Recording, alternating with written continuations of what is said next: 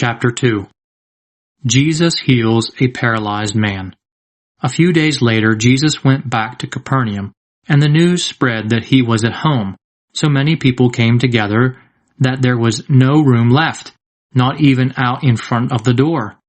Jesus was preaching the message to them when 4 men arrived, carrying a paralyzed man to Jesus.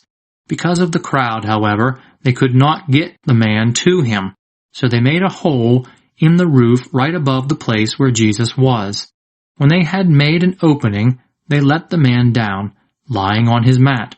Seeing how much faith they had, Jesus said to the paralyzed man, "My son, your sins are forgiven." Some teachers of the law who were sitting there thought to themselves, "How does he dare talk like this? This is blasphemy. God is the only one who can forgive sins." At once, Jesus knew what they were thinking, so he said to them, "Why do you think such things? Is it easier to say to this paralyzed man, 'Your sins are forgiven,' or to say, 'Get up, pick up your mat and walk'? I will prove to you then that the Son of Man has authority on earth to forgive sins." So he said to the paralyzed man, "I tell you, get up, pick up your mat, and go home." While they all watched, the man got up, picked up his mat, and hurried away. They were all completely amazed and praised God, saying, "We have never seen anything like this." Jesus calls Levi. Jesus went back again to the shore of Lake Galilee. A crowd came to him, and he started teaching them.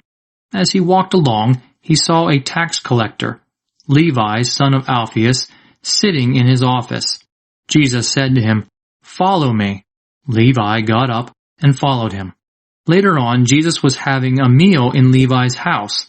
A large number of tax collectors and other outcasts was following Jesus, and many of them joined him and his disciples at the table. Some teachers of the law, who were Pharisees, saw that Jesus was eating with these outcasts and tax collectors.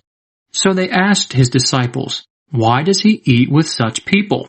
Jesus heard them and answered, "People who are well do not need a doctor, but only those who are sick. I have not come to call respectable people, but outcasts." The question about fasting. On one occasion, the followers of John the Baptist and the Pharisees were fasting. Some people came to Jesus and asked him, "Why is it that the disciples of John the Baptist and the disciples of the Pharisees fast, but yours do not?" Jesus answered, "Do you expect the guests at a wedding party to go without food? Of course not. As long as the bridegroom is with them, they will not do that. But the day will come when the bridegroom will be taken away from them, and then they will fast.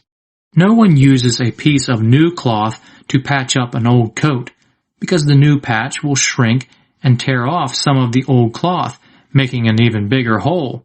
Nor does anyone pour new wine into used wineskins, because the wine will burst the skins, and both the wine and the skins will be ruined. Instead, new wine must be poured into fresh wineskins. The question about the Sabbath. Jesus was walking through some wheat fields on a Sabbath. As his disciples walked along with him, they began to pick the heads of wheat.